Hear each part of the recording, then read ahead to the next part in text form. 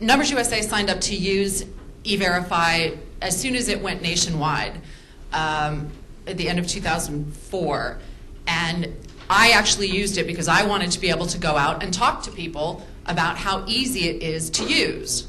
And Rob is absolutely right. I mean, first of all, you rarely get a chance to say that a government program excels. This program excels. And yet we have members of Congress who want to stop it. But it is, I mean, it takes literally about 2 minutes to verify the work authorization of a new hire, including typing in the information, everything you have to do from the time you start, you log into the website, until the time you get back employment authorized. 2 minutes at the most.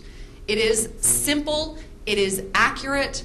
The latest statistics are that 99.5% of all work authorized employees run through the system get back an immediate authorization. So this is a system that works. It is a critical system that needs to be continued. It does not involve any new database. It does not involve the government collecting any new information that they don't already have about you or your workers. It is simple. It is direct. U.S. citizens are pinged through the Social Security Administration. Only non-citizens go through DHS. So there have been some who have argued that it's not right to have U.S. citizens being verified by DHS. They're not. They're being verified through the Social Security Administration, which, by the way, it's in everyone's benefit to make sure that your records are right with the Social Security Administration, because if you don't, you're not going to get your checks. You may not anyway, but leaving that aside.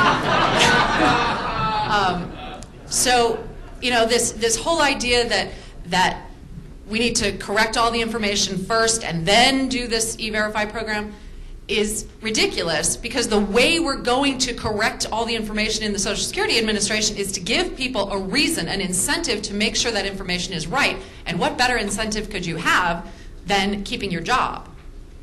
We had one employee at Numbers USA who got a tentative non-confirmation through E-Verify, and it happens that she's my assistant, and we had hired her directly from ICE, which is a little bit ironic, but she knew immediately when I said, Candace, what's going on here? She knew that she had gotten married and failed to change her name with the Social Security Administration. So I followed the very easy instructions on the website, printed out the form that I had to give her. She signed the form that she was going to contest. She took it to the Social Security Administration in Washington, D.C. That same day. She was back in my office in 20 minutes, having fixed the problem, fixed her records. I ran her through again, which I now wouldn't have to do under the improvements that have been made, but I ran her through again, and she was employment authorized and everything was fine. 20 minutes at the Washington, D.C. office of SSA. So, you know, the scare tactics about lines forever and people, U.S. citizens being fired, it's just simply not true. I have not been able to find one example of a U.S. citizen or lawfully authorized worker being fired because of E-Verify.